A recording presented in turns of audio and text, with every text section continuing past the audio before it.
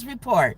So, I want to give my thoughts on Kendrick Lamar and the Super Bowl because that's what everybody is talking about.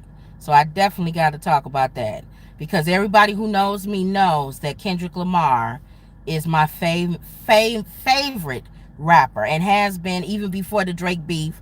I've always liked Kendrick Lamar. I always liked what he stood for, and I always felt like he was good. So he could rap anything, and so I feel like it makes perfect sense for him to headline the Super Bowl.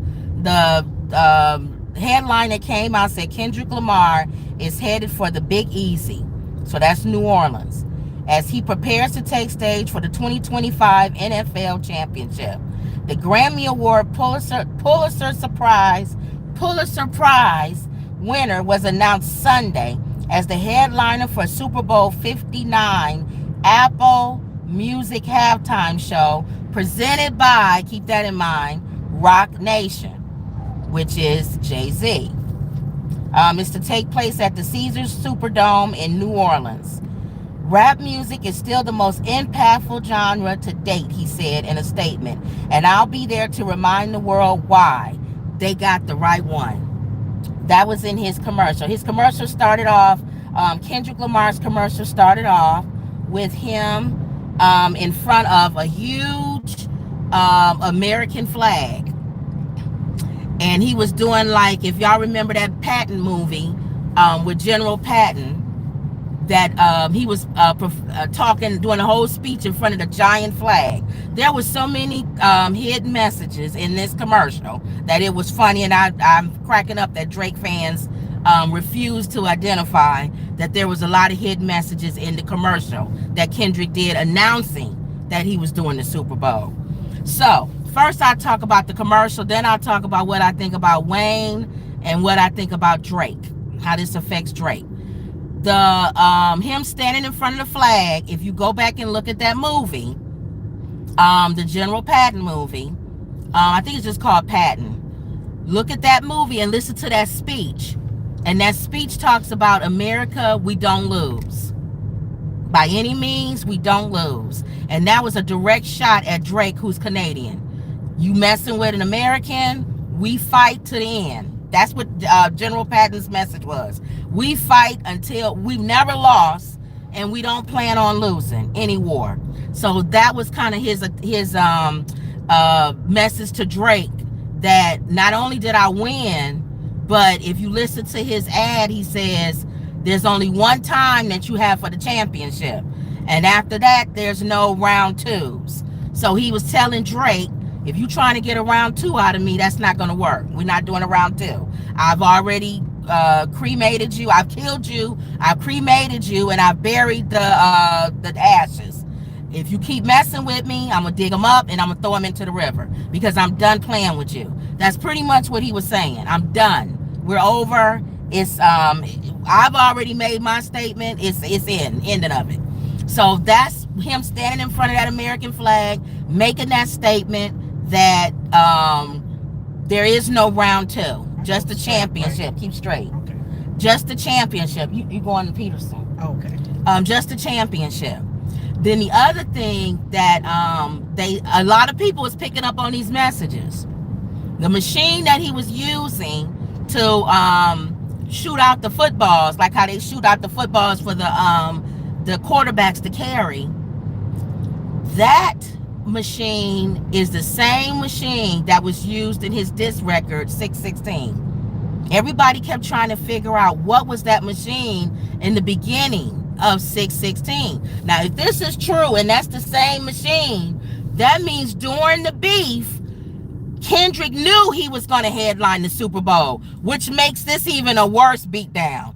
You knew you was going to head the Super Bowl. You went in a battle with this dude, knowing that you're going to head the Super Bowl. It's diabolical.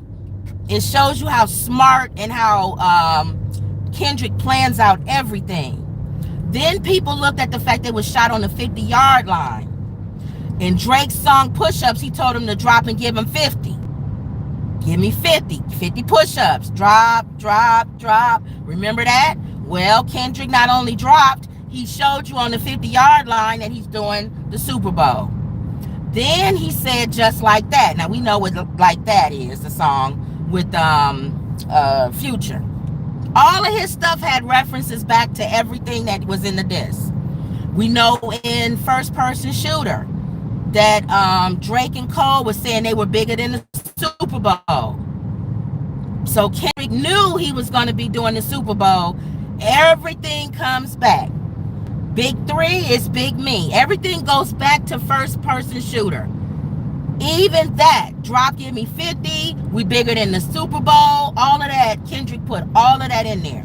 Then some people even had the nerve to look at when they froze the camera, they kept zooming in, they froze it on 6 stars and 9 stripes, 69 God. And he threw 6 footballs, which is, Drake is supposed to be the 6th God. So he got him on everything. And I love it. Now, that was that one. That's how I feel about the Super Bowl commercial. Oh, shot on the first day of opening for NFL. Perfect. He knew everybody was going to talk about it. Great. Now, what do I think about it being in New Orleans and Lil Wayne not being the person? First of all, I understand that hip-hop is territorial. That was the whole thing that Kendrick did with Drake, is you don't have any territory. You're a nobody. You don't even represent Toronto, and you're supposed to come from Toronto. So I understand that. And Kendrick represents Compton. Hip-hop is very territorial, so I get it. But Lil Wayne cannot headline the Super Bowl. You have to have songs that everybody could sing. Number one. Turn it here. Yeah, at the light. You cannot have a bad representation. Lil Wayne, as brilliant as he is, the whole drugs, going to jail, Trump getting him out of jail by pardoning him, and him being a Trumpster by endorsing Trump. No, we don't want that. Sorry. I love you, Wayne. We don't want a Trump endorser headlining the Super Bowl on Black History Month. Can't happen. So thank you, Jay-Z, for doing that. Also, again, and I'll say this, he would have brought out Nicki and Drake. Wayne would have brought out Nicki and Drake. And Jay-Z does not like Drake. And Beyonce does not like Nicki. Let's just keep it 100. Nicki has taken shots at Beyonce and Drake. And Drake has taken shots at Drake, dissing him. And I would do the same thing. If it was my show, I'm not bringing people on there who have taken diss at me and my wife. Keep around. I would not put up somebody who, in my opinion, has had issues with me and my wife. Also, Wayne is not hot now. I know you're a Lil Wayne fan. I like Lil Wayne too. But Wayne is not hot right now. Kendrick is hot right now. So you want to put somebody who, and able to put a show together. Kendrick and Dave Free have more than shown that they can put a show together. So I like the fact, why would he get in the middle of the street? I like the fact that they've shown that they can do big time shows and do them creatively. It's going to be a great show. Now, what does this mean for Drake? Well, this is over for Drake. Before, I was saying that he might have had a chance. He can come back. He can maybe revive his career a little bit. There's no reviving his career after this. What Drake will continue to do, and he'll still be successful, is he'll continue to sell to his fans, his core fans, which is millions. Drake still has millions and millions of fans. He's going to end up where Nicki is right now. He'll do concerts, he'll sell out, he'll do all of that, but it'll be to his core fans. That's pretty much it. He's not going to do anything better than that. Make it right on the street. He's not going to do anything better than that. He's going to stick to where he is right now. And that's what he gets for saying drop, drop, drop. He kept coming and taunting Kendrick. Keep straight. Taunting Kendrick. And so he's going to get what he gets because he kept asking him to drop, and that's exactly what Kendrick did. Make it right here. He's going to get exactly what he asked for. Drop. He came down off the hill, and he got beat up. It's the third. Hold on. 1006. Up here. And he's going to get exactly what he asked for. You don't come down off of a hill like he said, mountain he said. I had to climb down from the mountain just to talk to you, Kendrick. And then you get beat up and sent back home. You don't do that. That's stupid. Let me see what this says. Hold on. We delivering. Ring doorbell to confirm.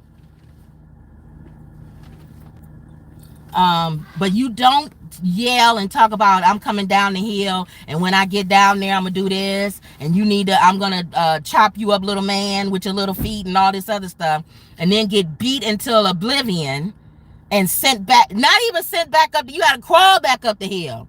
So Drake fans, and this is another thing for you Drake fans who keep saying Kendrick was a nobody until this beef and this and this and this.